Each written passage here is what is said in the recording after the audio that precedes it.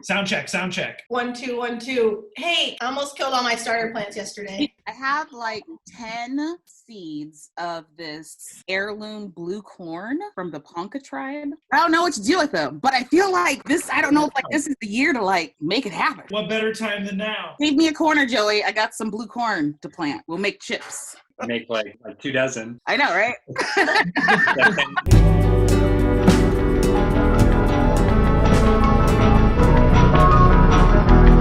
Should we start? I'm trying to figure out what's the tip and trick for showing stuff that's This. just like that. Yep. Yeah.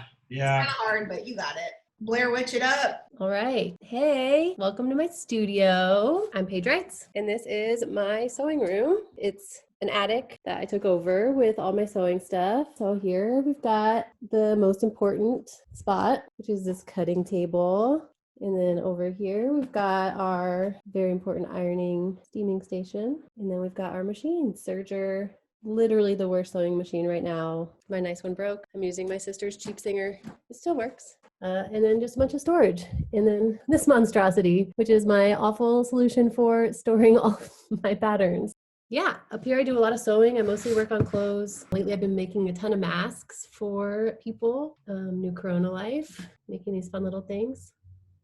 What do you want to know? Like, do you make one thing and then you're like done with it? Or what's your general workflow? For me, it's mostly personal work. So it's mostly, I like working on independent projects. I'm always like, okay, what's the next thing I'm trying to figure out? Sewing, I was taught by my grandmother and was able to take a bunch of classes, but otherwise most things I'm pretty self-taught. So like teaching myself pattern making. If there's a new technique, I just kind of go for it. And I think that for me, that's the fun in it. That is the end goal, is to just like keep trying to learn how to do different techniques. And I'm still figuring it out. Michael Johnson, our fellow, said something during our last studio visits where he was like, I don't know why, but it's just this siren song for me, like sewing and fabric and things like that. And I'm like, dang, you put words in my mouth like that. I don't know why, but it's just, for me, it's always been about sewing and garmentry and learning how to do different techniques. If anything, this practice has taught me so much about clothes in general and how we clothe ourselves. There's a lot of pushback on the like handmade nation ethos because everything's handmade. Every single thing you put on your body, somebody made with their hands. Once you start to dive into like, what does it actually mean to make something, the value you place on anything that's made, especially in terms of fashion or clothing, the value and the language of cost and labor really changes. So I think in some ways too, it's me like trying to get more in tune with that and understand that more. Would you say that most of your things then are born out of a personal necessity? Yeah, it's definitely more personal than anything. Like I don't have this burning desire to like clothe the masses, or like I don't care if anybody else likes what I'm doing. Like it is super personal, and there's this hashtag called selfish sewing, and I definitely feel like I fit in with that. Do you pick like specific, I guess like materials based off of texture or color or sustainability like reasons? No, like 1000%, that's part of it. Once you dive into this world of sustainable fashion, you can't unsee it, and you can't not think about the way a garment or a fiber will decompose or not, and so I'm constantly on the lookout for like what's the most sustainable fiber you can find, like hemp and linen, organic cotton. Those things are really like the best thing to be using if you're going to be making something.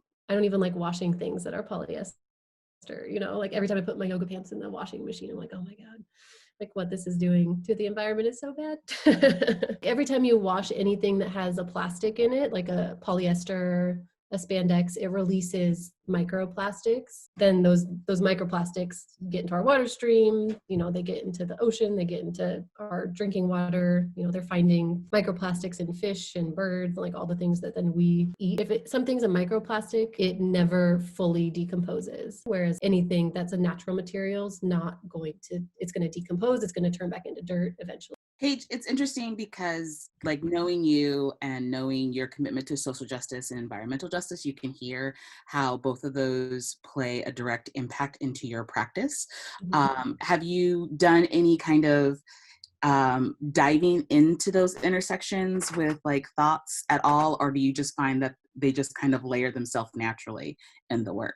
I mean, yeah, all of it is connected. Here's where, especially with garmentry, I get caught up. Producing anything is going against any sort of environmental justice. You make one more thing in the world, that's one more thing in the world. But once you start to learn the processes and learn more about manufacturing, like it all is intertwined. Like that's something that's grown out of learning how to sew. You know, it's not where I started. I started with like sitting on grandma's lap, and then we would spend the week at like grandma camp, she would call it, like making whatever we picked out. And so I picked out this Marvin the Martian fabric and made shorts and like a bucket hat. And I just thought it was like the coolest thing ever.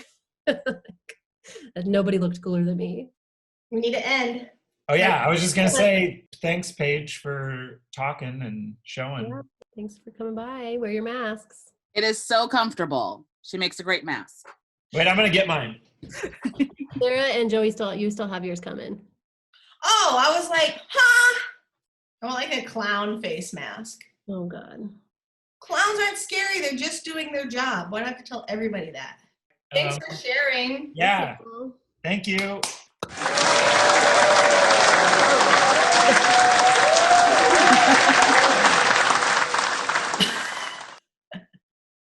Whoa.